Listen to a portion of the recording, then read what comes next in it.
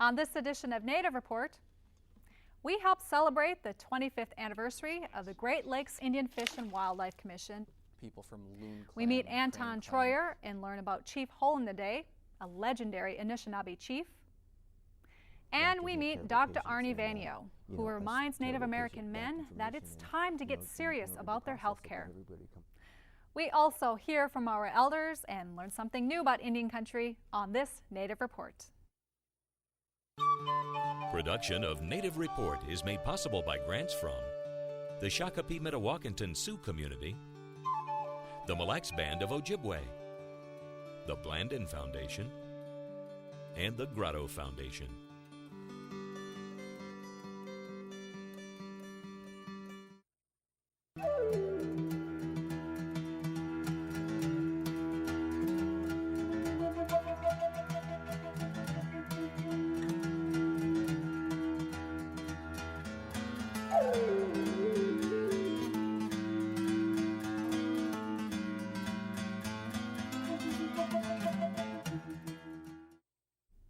Welcome to Native Report. I'm Stacy Thunder.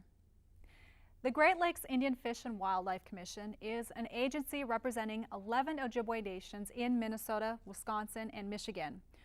For 25 years, the agency has worked to protect treaty rights and natural resources.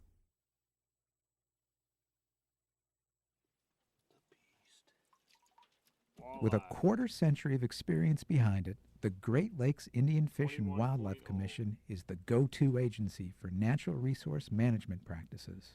It wasn't clear back in the 60s of what the tribe's rights were. We moved on to the 70s and 80s and seeing that tribal members began to see that and understand that they did have some rights. And once some rights were getting established and clarified in federal courts, we moved on to a management phase of these rights, and that's managing the resources to show that tribes and state can manage resources together. Glifwick and the tribal capacity and the tribal expertise went from being the new kid on the block to today really on a par, if not in some areas above, counterparts in state and federal agencies. Our staff is some of the longest serving staff, for example, when it comes to deer biology. They are looked to by other agencies as go-to people in the management of natural resources. And so what you really have seen is you've gone from, like any newcomer, proving your worth to being accepted as credible, as legitimate, and we really try to live or die by the credibility of our work and our data. Henry Buffalo Jr., while working for the Red Cliff Band of Lake Superior Chippewa in the 1980s, was instrumental in the creation of Glifwick, which is based upon a similar organization, the Great Lakes Fishery Commission. They are comprised of the participating governments, state governments, and the provincial governments, the federal government of Canada and the federal government of the United States were all part of this organization that met several times a year and did a lot of the technical biological review work and developed strategies to deal with the resources in the Great Lakes, including Lake Superior, which is where the jurisdiction of the 1842 treaty lies. And so it was through that vision that they had of feeling it necessary to have that presence that they then directed me when I came on board full-time as the in-house attorney to try and figure out a way to do that. And so it wasn't like there was something new. I think our experience over the past 25 years has shown that it's not just about the exercise of the right. It's not just about the harvest of resources by tribal members, but it's about the science that goes into understanding the resources, understanding what they need to live and grow. In Michigan, the Bay Mills Indian community's successful efforts in reaffirming their rights to hunt, fish, and gather date back to the 1970s. Our community name is Ginushekaning, which is translated from Anishinaabe to English as place of the pike or land of the pike. And that gives an indication of, how our lifestyle was when our people give a name to the place that, it's our relationship to that animal, that fish. In Michigan, the initial case was LeBlanc versus the state of Michigan. That went all the way up through Michigan Supreme Court and was the conviction was overturned. Then the state of the federal government took over with U.S. v. Michigan, and in U.S. v. Michigan that went through all the court systems until 1978 when Judge Noel P. Fox made his decision affirming our treaty rights. These cultural practices, in many instances, were dormant after the treaty-making era. After the treaties of 1837 and 1842, in that ceded territory, which reaches over into Minnesota, into the Mille Lacs region, all the way to Crow Wing, those tribes indeed reserve the right to survive, to remain on the land for a period of time, and to exercise their usufructuary right, which is the right to gain a modest living, to hunt the deer and the fowl and the fish from the waters. The Indians from Wisconsin were removed by executive order in 1850, and they were transferred over to Sandy Lake. Now, later on, they gained their, that removal order was rescinded by another president, Millard Fillmore, and they gained the right then to return back to their lands and continue that process.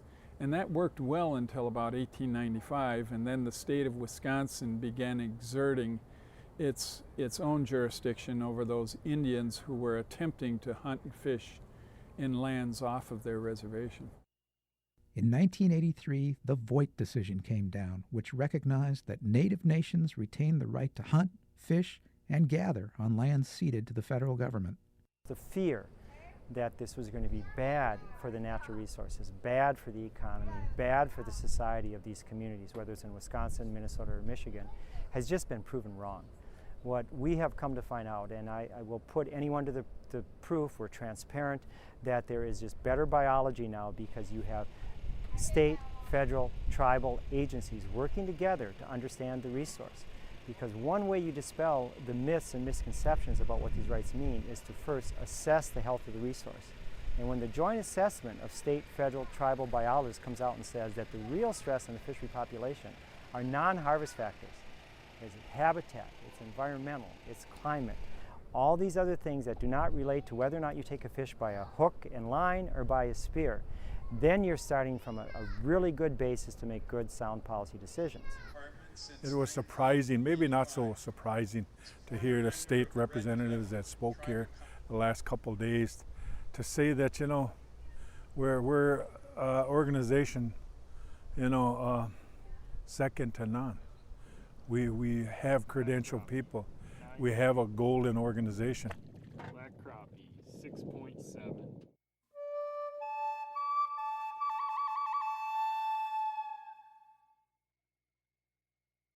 Did you know that 11 Ojibwe nations in Minnesota, Wisconsin, and Michigan created an agency to regulate off-reservation treaty rights to hunt, fish, and gather?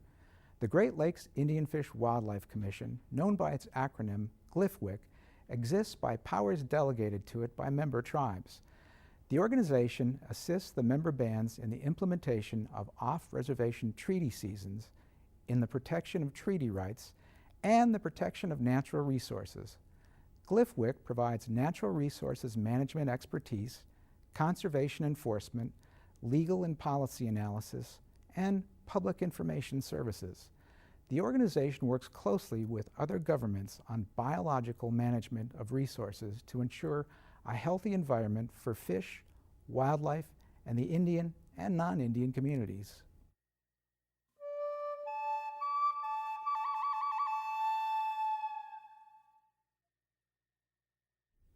Anton Troyer had a mystery to solve. It involved the assassination of the famous Ojibwe chief, Hole in the Day. Troyer is an author and professor of Ojibwe at Bemidji State University. The assassination is the topic of his most recent book.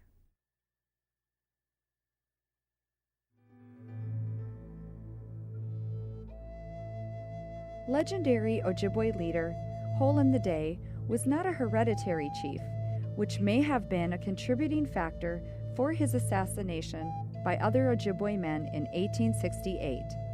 There were lots of people who hated Hole in the Day, and lots of people who loved him as well.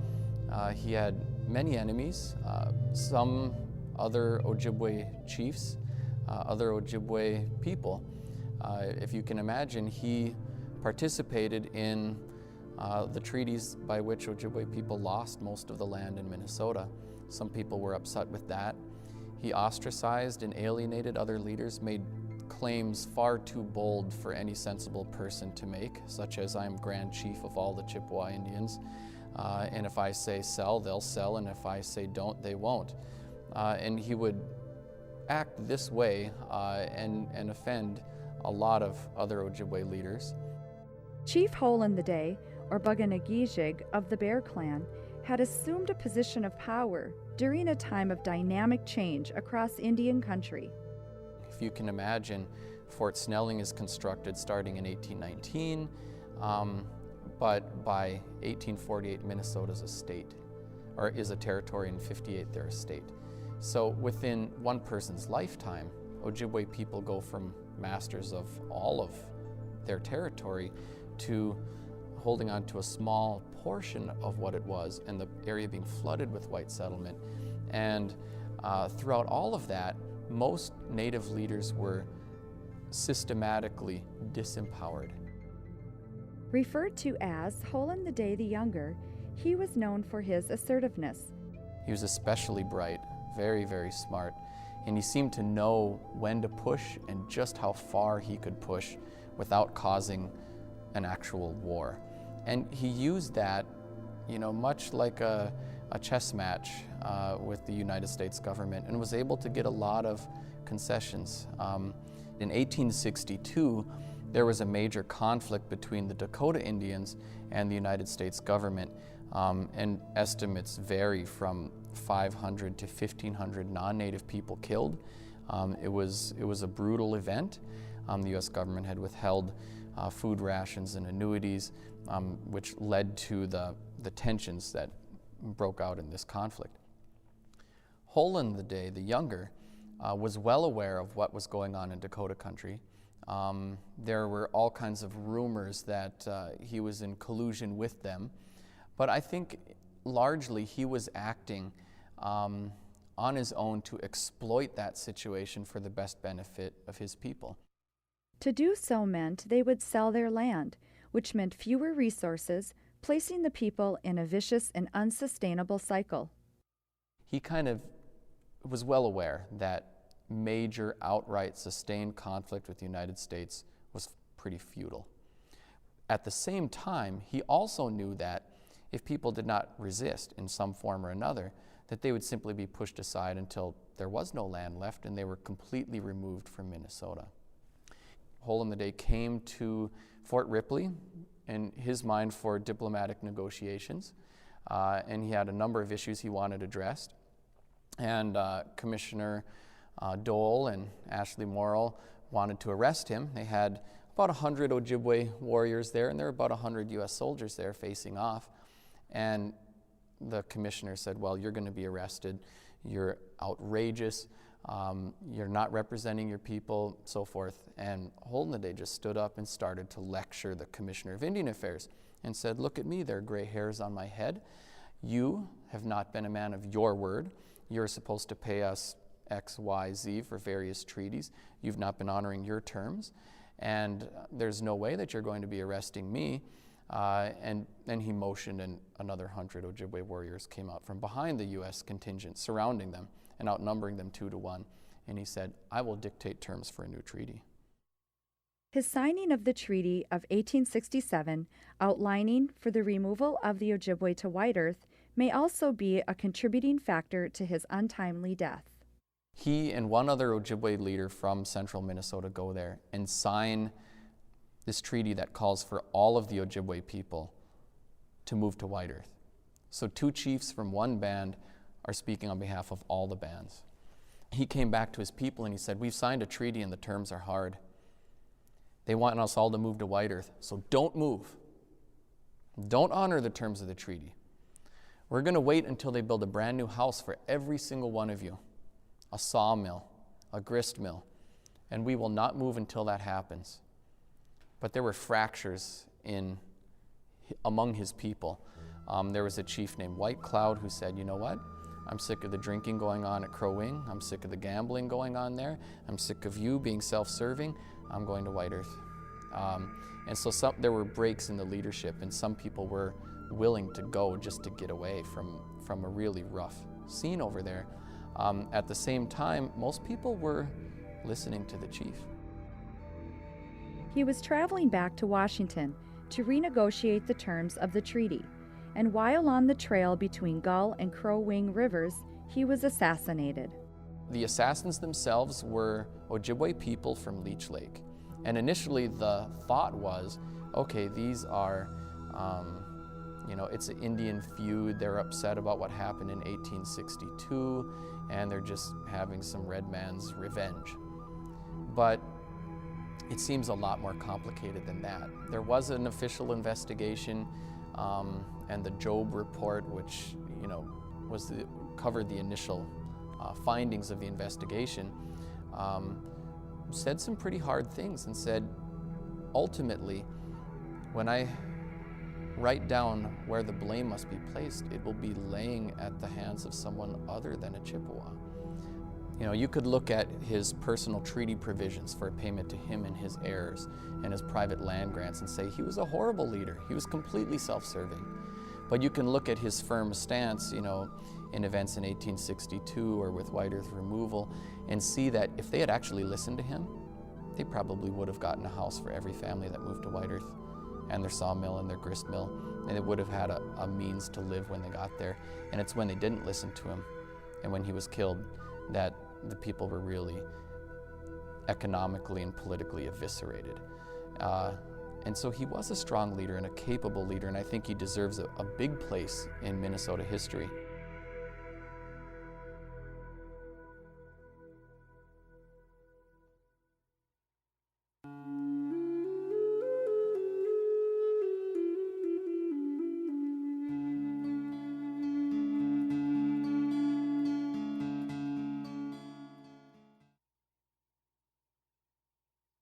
I was on the council from 1967 to 1996, and whenever I had the opportunity to make a historical point while doing tribal business, I would do that. Sometimes I was discouraged by some of my colleagues because they say, well, yes, history's important, but we're doing this. We're not doing history today. But I persisted. And I would make historical points whenever it was appropriate. For instance, if we were talking about the annuity, why not bring up the Treaty of 1794, where the annuity began? Or if we were talking about loss of land, why not bring up the Dawes Allotment Act at that time to see, why we were 99% landless in 1929? I mean, that made, I think, a viable point that we should probably know more about, rally around, do something for correcting. And so I continued to make those historical points all the while I was on the business committee from 1967 for the next 29 years.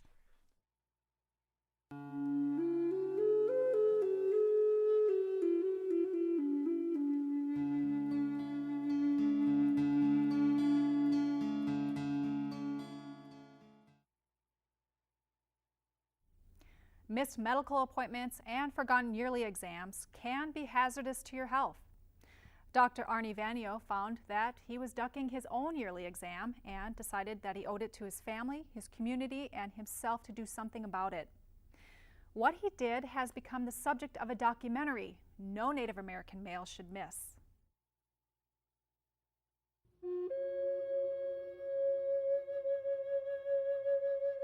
Tell us about walking into the unknown.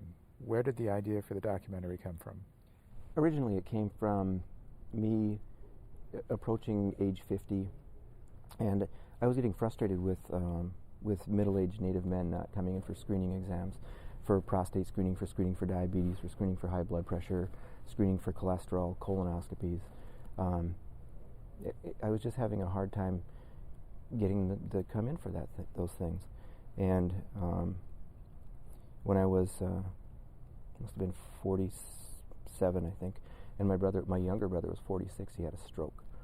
And he'd had diabetes for years, and it was uncontrolled diabetes. And at that time I was already thinking about coming in for addressing my own health problems. I have a strong family history of diabetes, that stroke, heart disease, alcoholism, suicide, and those are the same risks that all of my patients have. And it seemed fairly hypocritical to me to be thinking that everybody else wasn't coming in for those screenings when I was doing exactly the same thing. Is the problem of delaying screenings and putting off appointments an American Indian issue? When we started with this project, it was a film project for addressing middle-aged Native American men in denial. But the more I think about it, the more I go through things, you could take out the middle-aged part of that and just say Native men in denial, and you could take out the Native part of that and you could just say men in denial. Let's talk about the making of the film. I understand it was mainly done by volunteers. This was strictly a volunteer effort. Nate Madoll, and he was in it, right from the start, he was in on it. And, pretty much from that moment on, we just started filming all the time. And we've been filming for the last 2.5 years, and it seems like in that time there's been a camera, at our house, with me driving in the car and, random thoughts, all of my doctor's visits, diabetes prevention program visits. When I had my prostate exam, there were 3 or 4 cameras in the room. And I wanted things to be fairly graphic. I wanted people to see that this wasn't really as big a deal as it seemed like. And, if you can show people what things are like, then they're hopefully less scary. Going from doctor to patient must have been a major turn for you. It was a major turn for me because, they say that doctors make terrible patients, and, us terrible patient doctors don't really have meetings, but I think if we did, I'd be the president. And, I was terrible about coming in for things and rationalizing things. So from a patient perspective, for me to be on camera and actually have to, talk about my fears about these things, and not only that, to address things and make changes, the same changes that nobody else wants to make, those were hard things to do. Today's the day I get my lab results, and I'm actually working today, and I'm late. It's 3 weeks or so after my first visit, and I'm waiting for my lab results, and I wasn't expecting my blood pressure to be that high. And I hoped that it was a fluke, and I was nervous, and that might contribute to things. I usually don't get stressed for, half an hour or so before something stressful, and I hope that was the reason that my blood pressure was up. But if it was up then, it's up when I get cut off at a 4-way stop. It's up when the person in front of me at the store can't find their coupons. And it's up when stressful things happen at work. What medical screenings are essential for middle-aged American Indian men? Well, the screenings that are essential is, people should be screened for diabetes. Native American people have an extremely high rate of diabetes. We have, with obesity and the insulin resistance that brings, it brings diabetes with it. When sugars go up, cholesterol goes up, and when cholesterol goes up, then heart disease and risk for strokes and all that stuff is there. So there's a saying in medicine, in medical school, that if you know diabetes, you know medicine. And on the Fond du Lac Clinic and in all of the Indian Health Service clinics, I think we know diabetes. What are you hoping that the film accomplishes over the long haul? I guess what I'm hoping that this film does for people is to get them talking and to get them thinking about things. And, if it does get people to actually come in and think about their own health, and think about it not from, from their own fears, And the name of the film, Walking into the Unknown, is really, even though I know all these things, even though I know what a colonoscopy is, and I know what an EGD is, a scope into your esophagus and stomach, I know what all those things are. I was still afraid of those things. And, for people that don't know what they are, they're more scary than ever. And so, what I was trying to do was trying to get people to realize what these things are to begin with, and secondly, that they're not that scary. For more information about Native Report or the stories we've covered, you can find us on the web at nativereport.org. Thank you for spending this time with your friends and neighbors in Indian Country. I'm Stacy Thunder. See you next time on Native Report. Stacy Thunder is an enrolled member of and legal counsel for the Red Lake Nation. And Ted Johnson is an enrolled member of the Boys Fourth Band of Ojibwe and is Solicitor General for the Mille Lacs Band of Ojibwe.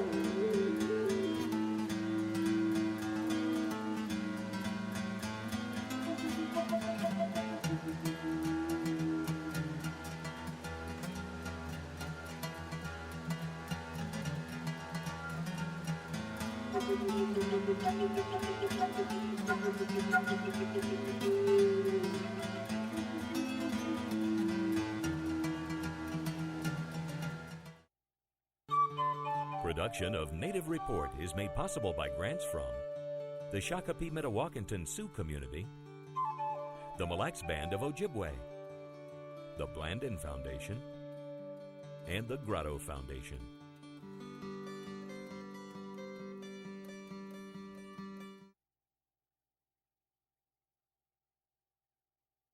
Stories we've covered.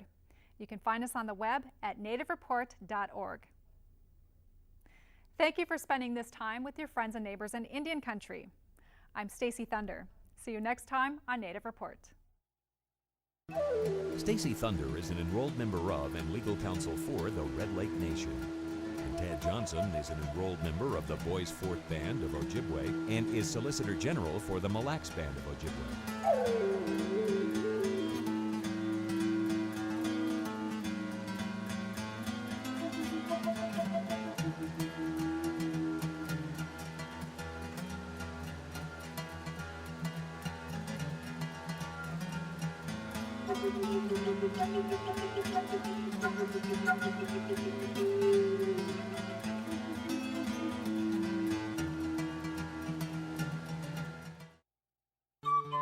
Production of Native Report is made possible by grants from the Shakopee Metawakanton Sioux Community, the Mille Lacs Band of Ojibwe, the Blandin Foundation, and the Grotto Foundation.